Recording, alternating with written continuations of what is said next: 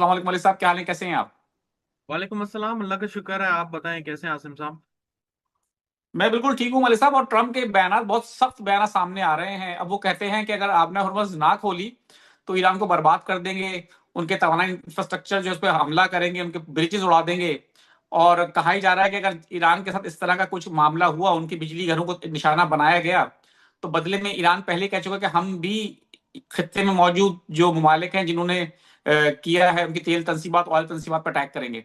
तो कहा जा रहा है कि अगर ये सब कुछ हुआ तो बहुत ही हौलनाक होगा, बहुत ही खतरनाक होगा। इसके बाद $200 फी बैरल तो बहुत छोटी बात है, इससे भी कई गुना ज्यादा ऑयल के प्राइसेस बढ़ सकते हैं। क्या समझते हैं आप? ये खौफनाक सूरत हाल की तरफ मामला जाते नजर आ रहे हैं आपको, या सिर्फ हवाई फायर है ट्रम्प के, मामला हो सकता है आने वाले दिनों में सेटल हो जाएंगे? देखिए, आपने इतनी ज्यादा डरा दिए लोगों को, तो मैं तो यही बोलूंगा अल्लाह करे ऐसा ना हो। लेकिन सितारों की रोशनी में इम्कानात बहुत उस तरफ जा चुके हैं। और जैसे मैंने आपको कल भी वीलॉग में बताया था कि जो प्लानिटरी पोजीशन है, अगर आज एग्जैक्टली देखता हूं तो आज रात मेरे यहाँ पे आपकी कल सुबह हो जाएगी। मून स्कॉर्पियो में एंटर हो जाएगा। तो ये जो वॉलेटिलिटी है या दुनिया में केओस है, ये बहुत ज्यादा अगले 3 दिनों के लिए नजर आता है। अगले 3 दिन बहुत इंतहाई अहम हैं। और ये जो 6 तारीख से जो डेडलाइन है, ये कोइंसिडेंसली प्लैनेट के साथ ऐसी अलाइन दिख रही है कि जिसमें मामलात बहुत संगीन हो सकते हैं। क्यों? अगर हम ईरान के जायचे में देखें तो ईरान के 9th हाउस में ये चला गया है। और 9th हाउस से एक ट्राइन बन रहा है मून के स्कॉर्पियो में। तो ऐसा लगता है कि ईरान बहुत ही बड़ा सरप्राइज देता हुआ आपको नजर आएगा। और मिडिल ईस्ट में क्राइसिस डेफिनेटली आपको अरूज पे नजर आने वाले हैं। अल्लाह करे मैं गलत हूँ, क्योंकि मुझे कोई शौक नहीं है ऐसी बातें करने का, ना ही मेरे पास कोई गैब का इल्म है। मैं बहुत दफा एक्सप्लेन कर चुका हूँ। ये कैलकुलेशंस होती हैं, काउंटिंग होती हैं, अलजेब्रा है, बहुत सारी चीजें इसमें ऐड आती है। हम उसी को कैलकुलेट करते हैं। 100% अल्लाह ताला की जात है, इस पे यकीन ना करें। ये सिर्फ एक गाइडिंग टूल है, इसको उतनी हद तक ही रखें जैसे अब। अच्छा, मजे की बात ये है, लोग कमेंट करेंगे आप शिरक कर रहे हैं, ये कर रहे हैं। भाई मेरा सवाल आपसे ये है कि आप गूगल क्यों देख रहे हैं फिर? वेदर क्यों देख रहे हैं आप? ये शिरक नहीं है? आप अगले दिन का नहीं पूछ रहे? गूगल से नहीं पूछ रहे हमारा रास्ता कैसा रहेगा? क्यों पूछ रहे हैं बिल्कुल। फिर अगर आप इतनी समझदार हैं तो फिर इनको ना इस्तेमाल करें। क्यों कर रहे हैं आप?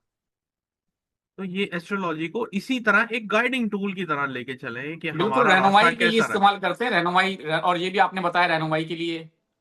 तो इसीलिए इस्तेमाल करते हैं ना। तो आप रहनुमाई को लेके चलें। आप इसको अलग तरीके से क्यों इसको डील कर रहे हैं? मुझे नहीं समझ में आती कि लोगों का जो दिमाग है। एक्चुअली हमारा पाकिस्तान की आवाम में, किसी के ऊपर क्रिटिसाइज नहीं कर रहा हूँ, अगर हमारी एक वीडियो भी उल्टी सीधी चली जाएगी ना, इतने क्रिटिसाइजर होंगे, इतने क्रिटिसाइजर होंगे कि आप सोच नहीं सकते। मुझे उससे कोई फर्क नहीं पड़ता, मुझे कोई फर्क नहीं पड़ता, क्योंकि मैं रीड ही नहीं करता हूँ, मेरे पास इतना टाइम नहीं है।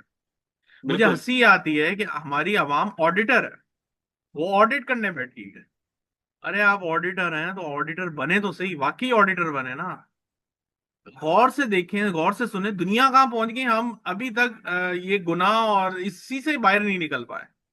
आप जाएं, गूगल है, चैट जीपीटी है, जाके सर्च करें। कितने कितने बड़े बड़े लोगों ने, हमारे मुस्लिम लोगों ने एस्ट्रोलॉजी का इस्तेमाल किया है, और मेडिकल साइंस में उन्होंने इतनी तरक्की की है, पता नहीं कितनी कितनी बड़ी में।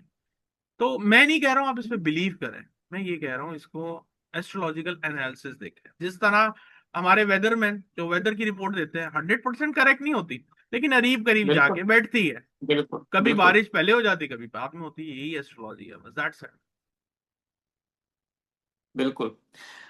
मलिक साहब, आप क्या समझते हैं डोनाल्ड ट्रंप के जो बयानात हैं ईरान को बर्बाद करने के? अब कुछ लोगों का ऐसा भी मानना है कि जी आ, हो सकता है अब ट्रंप के पास कोई ऑप्शन नहीं बचा। वो जिस मकसद के लिए इस जंग में शामिल हुए थे, क्योंकि आपसे मैंने पहले भी कहा था, आप क्योंकि अमेरिका में रहते हैं, बेहतर जानते हैं आप उनकी पॉपुलैरिटी के बारे में, क्योंकि मिड टर्म इलेक्शन भी होने वाले हैं।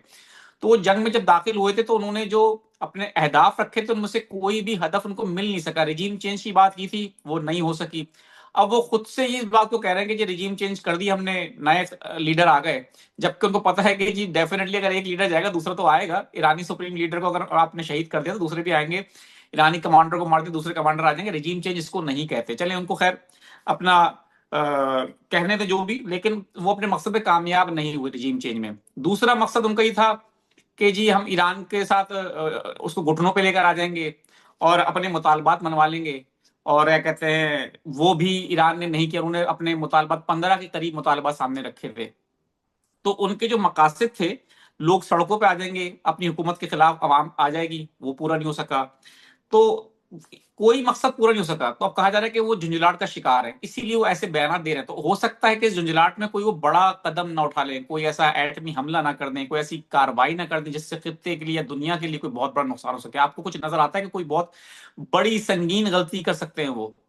जी डेफिनेटली, डेफिनेट।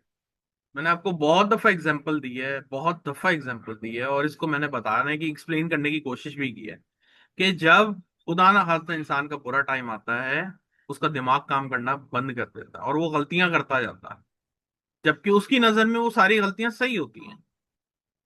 तो हम उस किनारे पे पहुंचे हुए हैं कि खुदा ना खास्ता ये गलती, अगर ये दिन निकल जाते हैं, ये गलती तो नहीं कहेंगे, 6 तारीख से 20 तारीख का टाइम निकल जाता है अप्रैल का, तो मुझे बड़ी उम्मीद है कि हम एक मुआहदे की तरफ जाएंगे, और ये मुआहदा हो जाएगा, और ये याद रखिएगा, अमेरिका निकल जाएगा। अमेरिका निकल जाएगा।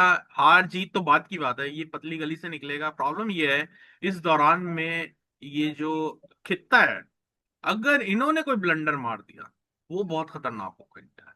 फिर होगा ये कि अगस्त तक, जो मैं आपको बोल रहा हूँ, मिडिल ईस्ट सुकून में नहीं है। अल्लाह ना करे मिडिल ईस्ट में ये इश्यूज अगर खड़े हो गए, तो फिर ज्यादा प्रॉब्लम हो जाएगी। आप समझ सकते हैं मैं क्या कहना चाह रहा हूँ। मैं बोलना भी नहीं चाह रहा हूँ, इसीलिए नहीं क्योंकि ये अच्छी बातें नहीं है मेरे पास आपको बताने के लिए, लेकिन बहुत क्रिटिकल डेज हैं यहाँ से लेके 20 अप्रैल तक के। बिल्कुल ठीक है। चलिए मेरे साहब, हमारी भी दुआ है कि अल्लाह करे कि कोई मुआवजा हो जाए, ट्रम्प को अकल आ जाए और जंग से बाहर चला जाए अमेरिका। शिकस्त वाली बात अब खत्म हो चुकी है, दुनिया में अमन की बात रह गई है, दुनिया में लोगों के जिंदा रहने की बात हो गई, माशी बहरान की बात आ चुकी है। सिर्फ ईरान और अमेरिका और इसराइल का मसला नहीं, अभी पूरी दुनिया का मसला है। और डेफिनेटली जंग किसी के भी फायदे में नहीं होती। और माशी तौर पर पाकिस्तान की मुश्किलात भी अब मजीद बढ़ती दिखाई दे रही हैं।